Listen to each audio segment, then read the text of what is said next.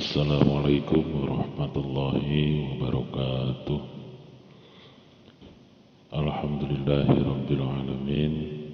Rabbi shrah li sadri wa yassir li amri wahlul 'uqdatam min lisani yafqahu qawli. Kitab Sirrul Asrar, pembukaan. Segala puji dan puja untuk Allah, Tuhan yang Maha Pengasih lagi Maha Penyayang. Dia yang mengumpul segala pengetahuan di dalam zat-Nya. Dia jualah pencipta segala pengetahuan dengan keabadian. Segala kewujudan bersumber wujudnya. Segala puja dan puji bagi Allah, lantaran Dia menghantarkan Quran yang sangat mulia, yang mengandungi di dalamnya sebab-sebab Ia turunkan, yaitu untuk memperingatkan manusia tentang Allah. Dihantarkannya kepada pembimbing yang memandu manusia kepada jalan yang benar dengan yang paling perkasa di antara agama-agama. Salawat dan salam ke atas Nabi Muhammad SAW yang tidak diajar oleh makhluk, tetapi diajarkan oleh Allah sendiri. Baginda Nabi SAW yang terakhir, penyambung terakhir pada rantaian-rantaian kenabian yang diutus oleh Allah kepada dunia, yang sedang hanyut di dalam huru-hara, yang paling mulia di kalangan nabi-nabinya, dimuliakan dengan kitab suci yang paling suci dan paling mulia. Keturunan Baginda Sallallahu Alaihi Wasallam adalah pembimbing bagi orang-orang yang mencari. Sahabat-sahabat Baginda Sallallahu Alaihi Wasallam adalah pilihan dari kalangan orang-orang yang baik dan murah hati. Semoga kesejahteraan dan keberkatan yang melimpah-limpah dikaruniakan kepada ruh-ruh mereka. Tentu sekali yang paling berharga di antara yang paling berharga dan yang paling tinggi, permata yang tidak ternilai, barang perniagaan yang paling menguntungkan manusia, yaitu adalah ilmu pengetahuan. Hanya dengan hikmah kebijaksanaan kita boleh mencapai keesaan Allah, Tuhan sekalian alam. Hanya dengan hikmah kebijaksanaan kita boleh mengikuti Rasul-Rasulnya dan Nabi-Nabinya. Orang yang berpengetahuan, yang bijaksana adalah hamba-hamba Allah yang murni, yang Dia pilih untuk menerima pengutusan ilahi.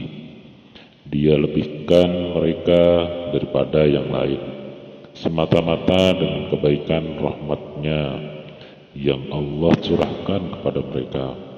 Mereka adalah pewaris nabi-nabi, pembantu-pembantu mereka yang dipilih oleh Rasul-Rasulnya untuk menjadi khalifah kepada sekalian manusia. Mereka berhubungan dengan nabi-nabi dengan perasaan yang amat indah dan mempunyai kebijaksanaan yang sangat tinggi. Allah yang Maha Tinggi memuji orang-orang yang memiliki hikmah dan kebijaksanaan. Kemudian kami wariskan kitab itu kepada mereka yang kami pilih daripada hamba-hamba kami. Tetapi sebagian daripada mereka menganiaya diri mereka sendiri, dan sebagian daripada mereka cermat, dan sebagian pula daripada mereka kehadapan dalam kebijakan-kebijakan atau kebaikan dengan atas izin Allah Subhanahu wa taala. Yang demikian itulah karunia Allah yang sangat besar. Surat Fatir ayat 32. Nabi Muhammad SAW bersabda, pemegang hikmah kebijaksanaan adalah pewaris Nabi, penduduk langit yang mengasihi mereka dan di atas muka bumi ini. Ikan-ikan di laut pun bertasbih untuk mereka hingga kepada hari kiamat nanti. Dalam ayat lain Allah yang Maha Tinggi juga berfirman, tidak takutlah kepada Allah daripada hamba-hambanya, melainkan orang-orang yang berilmu dan berpengetahuan. Surat Fatir ayat 28. Nabi Muhammad SAW, pada hari pembalasan nanti Allah akan mengumpulkan sekalian manusia, kemudian mengasingkan mereka yang berilmu di antara mereka, dan berkata kepada mereka, wahai orang-orang yang berilmu, aku karuniakan kepada kamu ilmuku, karena aku mengenali kamu. Tidak aku karuniakan hikmah kebijaksanaan kepada kamu untuk aku hukumkan pada hari ini. Masuklah ke dalam surga-surgaku, aku telah ampunkan kamu. Segala puji bagi Allah Tuhan sekalian alam, lantaran Dia karuniakan makom-makom yang tinggi kepada hamba-hambanya yang taat dan memelihara mereka daripada dosa dan menyelamatkan mereka daripada siksa. Dia berkati ahlul hikmah dengan menghampiri mereka. Sebagian daripada murid-murid kami meminta supaya kami sediakan sebuah buku yang memadai buat mereka. Semua dengan permintaan dan keperluan mereka, kami siapkan buku yang ringkas ini. Semoga ia dapat mengobati dan memuaskan mereka, serta yang lain juga. Kami namakan buku ini adalah Kitab Sirrul Asrar Fima Yahtaju Ilaihil Abrar, atau artinya rahasia dalam rahasia-rahasia yang kebenarannya sangat diperlukan. Dalam pekerjaan ini, kenyataan di dalam kepercayaan dan perjalanan kami untuk dibukakan bagi setiap orang-orang yang memerlukannya. Dalam menyampaikan hasil kerja ini, kami bagikan kepada 24 bab, karena terdapat 24 huruf di dalam lafal syahadatain, yaitu La ilaha illallah Muhammadur Rasulullah, dan juga terdapat 24 jam dalam satu hari satu malam. Adapun bab pertama, yaitu Syaikhul Qadir, menerangkan permulaan penciptaan. Semoga Allah Subhanahu wa Ta'ala memberikan kamu kejayaan di dalam amalan-amalan kamu yang disukainya, dan semoga kamu memperolehi keridhoannya. Pikirkan dan tekankan kepada pemikiran kamu dan pahamkanlah apa yang aku katakan. Allah yang Maha Tinggi pada permulaannya menciptakan awal muasalnya, yaitu cahaya Muhammad atau Nur Muhammad. Diciptakan daripada cahaya suci keindahannya. Di dalam hadits qudsi Allah berfirman, aku ciptakan Ruh Muhammad daripada cahaya wajahku. Ini dinyatakan juga oleh Nabi Muhammad SAW dengan sabdanya, mula-mula Allah ciptakan ruhku, pada permulaannya diciptakannya sebagai roh suci. Mula-mula Allah ciptakan kalam, dan mula-mula Allah ciptakan akal. Apa yang dimaksud sebagai ciptaan permulaan itu ialah ciptaan hakikat kepada Nabi Muhammad SAW, kebenaran tentang Muhammad yang tersembunyi. Dia juga diberi nama yang indah-indah. Dia juga dinamakan Nur atau cahaya suci, karena dia dipersucikan dari kegelapan yang tersembunyi di bawah sifat jalal jamalnya Allah. Allah yang Maha Tinggi berfirman, sesungguhnya telah datang kepada kamu dari Allah cahaya dan kitab-kitab yang menerangkan. Surat Al-Ma'idah ayat 15. Dia dinamakan akal yang meliputi atau bisa juga disebut akal universal, karena dia telah melihat dan mengenali segala-galanya. Dia dinamakan kolam karena dia menyebarkan hikmah dan ilmu, dan dia juga yang mencurahkan ilmu ke dalam huruf-huruf. Roh Muhammad adalah zat atau hakikat kepada segala kejadian, permulaan dan kenyataan alam semesta. Baginda Nabi Muhammad sallallahu alaihi wasallam menyatakan hal ini dengan sabdanya, "Aku daripada Allah dan sekalian yang lain adalah daripadaku." Allah yang maha tinggi menciptakan sekalian roh-roh daripada roh baginda Nabi Muhammad sallallahu alaihi wasallam di dalam alam kejadian yang pertama dalam bentuk yang paling baik atau paling sempurna. Muhammad adalah nama kepada sekalian manusia, tatkala di dalam alam arwah dia adalah sumber asal-usul dan di kediaman bagi sesuatu dan segala-galanya. 4000 tahun selepas diciptakan Nur Muhammad oleh Allah Subhanahu wa Ta'ala, maka Allah juga ciptakan arsy-Nya daripada cahaya-cahaya mata Nur Muhammad. Dia ciptakan makhluk yang lain daripada arsy-Nya, kemudian dihantarkan roh-roh turun kepada peringkat penciptaan yang paling rendah, yaitu alam dunia ini, kepada alam kebendaan dan alam jasmani atau alam badan. Kemudian kami turunkan kepada peringkat yang paling rendah. Itu adalah bunyinya surah At-Tin ayat 15. Dihantarkan cahaya itu daripada tempat ia diciptakan, atau disebut juga alam lahut, yaitu alam kenyataan bagi zat Allah, bagi keesaan Allah, bagi wujud yang mutlak, kepada alam nama-nama ilahi, kenyataan sifat-sifat ilahi, alam bagi akal, asbab kepunyaan ruh yang meliputi roh-roh yang universal. Di sana dia pakaikan roh-roh itu dengan pakaian cahaya. Roh-roh ini dinamakan adalah roh sultani. Dengan berpakaian cahaya mereka turun kepada alam malaikat. Di sana mereka dinamakan ada roh rohani. Kemudian Allah mengarahkan mereka turun kepada alam kebendaan atau yang disebut juga alam jisim, yang mempunyai 4 unsur, yaitu air, api, tanah, dan angin. Dan mereka menjadi roh manusia atau disebut juga roh jasmani. Kemudian daripada dunia ini dia ciptakan tubuh yang berdaging, kemudian ada darahnya. Kemudian kami jadikan kamu dan kepadanya kamu akan dikembalikan, dan daripadanya kamu akan dibangkitkan nanti sekali lagi.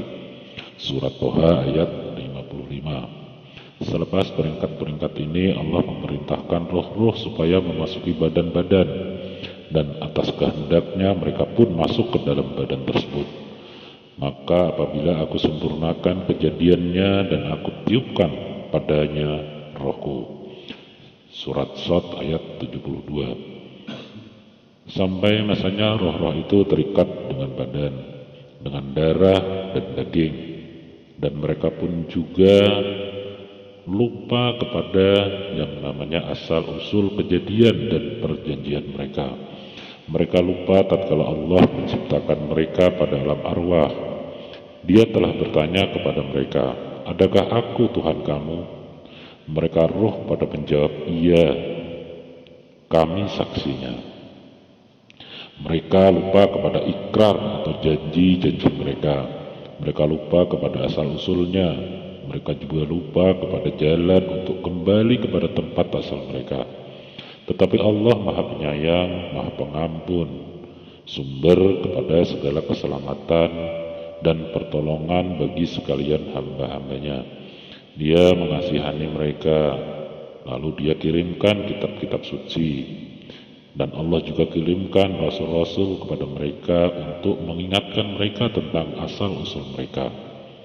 Dan sesungguhnya kami telah utuskan mereka, yaitu Nabi Musa yang membawa ayat-ayat kami, sambil kami mengenalkan, "Hendaklah kamu keluarkan kaum-kaum kamu dari kegelapan kepada cahaya, dan ingatkan mereka kepada hari-hari Allah."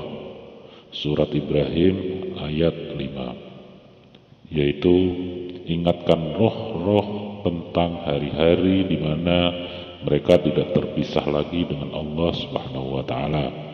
Akhirnya ramai para rasul-rasul Allah telah datang ke dunia ini melaksanakan tugas-tugas mereka dan kemudian mereka meninggalkan dunia ini. Tujuannya semua itu adalah membawa kepada manusia keperutusan, memperingatkan serta menyadarkan manusia dari kelalaian mereka. Tetapi mereka yang mengingatnya, yang kembali kepadanya adalah manusia yang ingin kembali kepada asal-usul mereka, menjadi semakin berkurang dan terus berkurang di telan zaman.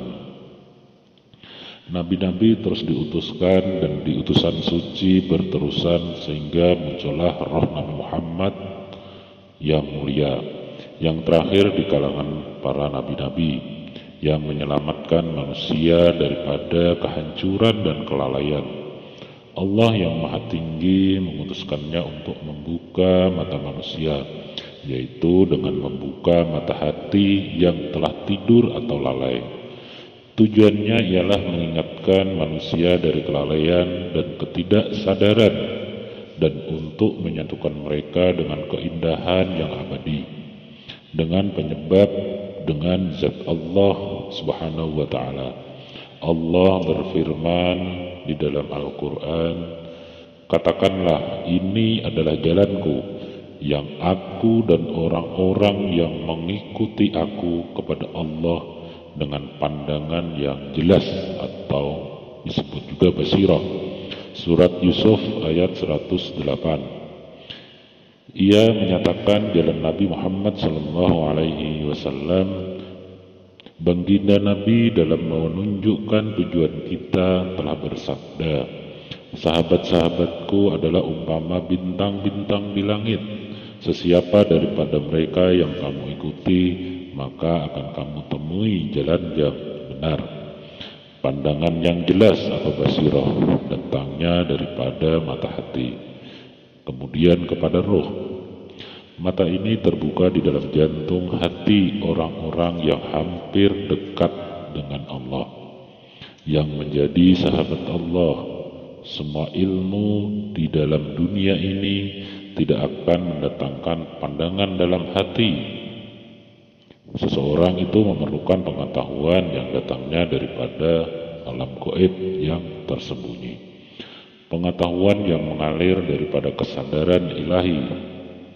Dan kami telah ajarkan kepadanya satu ilmu dari sisi kami, atau disebut juga ilmu laduni. Surat Al-Kahfi ayat 65. Apa yang perlu seseorang lakukan ialah mencari orang yang mempunyai pandangan dalam hatinya atau basirah, yang mata hatinya bersih dan cetusannya sebagai perangsang. Orang yang seperti ini sangatlah diperlukan sebagai guru yang dapat memupuk pengetahuan orang lain. Mestilah seseorang yang hampir dengan Allah dan berupaya menyaksikan alam mutlaknya. Wahai anak-anak Adam, saudara dan saudariku, bangunlah dan bertobatlah, karena melalui taubat kamu akan memohon kepada Tuhan agar dikaruniakannya kepadamu hikmahnya. Berusahalah dan berjuanglah. Allah pun memerintahkan, dan berlomba-lombalah kepada ampunan Tuhan kamu, dan surga yang lebarnya seluas langit dan bumi, yang disediakan untuk orang-orang yang berbakti, yang mendermakan di waktu senang dan susah, dan menahan semua amarahnya. Dan Allah memaafkan para manusia, dan Allah kasih kepada mereka yang berbuat kebajikan. Surat Al-Imran ayat 133 dan 134. Masuklah kepada jalan itu dan bergabunglah dengan kafilah kerohanian untuk kembali kepada Tuhanmu. Pada satu masa nanti jalan tersebut tidak dapat dilalui lagi, dan sang pengembara atau salik pada jalan tersebut tidak ada lagi. Kita tidak datang ke bumi ini untuk merusak dunia ini. Kita diantar kemari bukan untuk makan, untuk minum, dan untuk berak. Roh penghulu kita menyaksikan kita, yaitu baginda Nabi SAW. Beliau berduka cita melihat keadaan kamu. Baginda Nabi telah mengetahui apa yang akan berlaku kemudian hari apabila Baginda Sallallahu Alaihi Wasallam bersabda, duka citaku adalah untuk umat yang aku kasihi yang akan datang di kemudian hari. Apa saja yang datang kepadamu adalah datang dalam keadaan salah satu bentuk serta nyata atau tersembunyi. Nyata dalam bentuk peraturan syariat dan tersembunyi dalam bentuk hikmah kebijaksanaan atau disebut ilmu thariqah atau ilmu ma'rifat. Allah yang Maha Tinggi memerintahkan kita semua untuk mensejahterakan zahir kita dengan mematuhi peraturan-peraturan di dalam ilmu syariat dan meletakkan batin kita dalam keadaan yang baik dan teratur dengan memperoleh hikmah kebijaksanaan atau ilmu hakikat atau ilmu ma'rifat. Bila zahir dan batin kita menjadi satu dalam hikmah kebijaksanaan atau ilmu thariqah atau ilmu ma'rifat dengan peraturan-peraturan agama atau syariat bersatu padu, maka orang itu sampai kepada makom yang sebenarnya, yaitu makom hakikat. Dia alirkan dua laut padahal keduanya bertemu. Antara dua itu ada dinding yang keduanya tidak mampu melewatinya. Surat Al-Imran ayat 19 dan ayat 20. Keduanya mesti menjadi satu. Kebenaran atau ilmu hakikat tidak akan diperoleh hanya dengan menggunakan pengetahuan melalui panca indera atau ilmu syariat dan butiran-butiran tentang alam kebendaan. Dengan cara tersebut tidak mungkin mencapai matlamat atau tempat sumber, yaitu zat. Ibadah dan penyembahan atau mengenal Allah memerlukan keduanya, yaitu peraturan syariat dan peraturan ma'rifat. Allah Subhanahu wa Ta'ala berfirman dengan ibadah, dan tidak aku jadikan jin dan manusia melainkan untuk mengabdikan diri atau mengenal kepadaku. Surat Ad-Dariyat ayat 56. Dalam riwayat lain, mereka diciptakan supaya mengenali aku. Jika seseorang tidak mengenalinya, bagaimana dia bisa memuji dan sebenarnya meminta pertolongannya dan berkhidmat kepadanya? Marifat yang diperlukan untuk mengenalnya bisa dicapai dengan menyingkap tabir hitam yang menutupi cermin hati seseorang, lalu mensucikannya sehingga bersih dan menggilapkannya sehingga bercahaya. Kemudian perbendaharaan keindahan yang tersembunyi akan memancar pada rahasia cermin hati.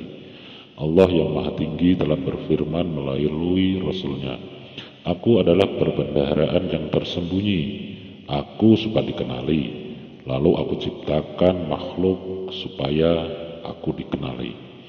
Tujuan suci diciptakannya manusia ialah supaya mereka mengenali Allah atau ma'rifat.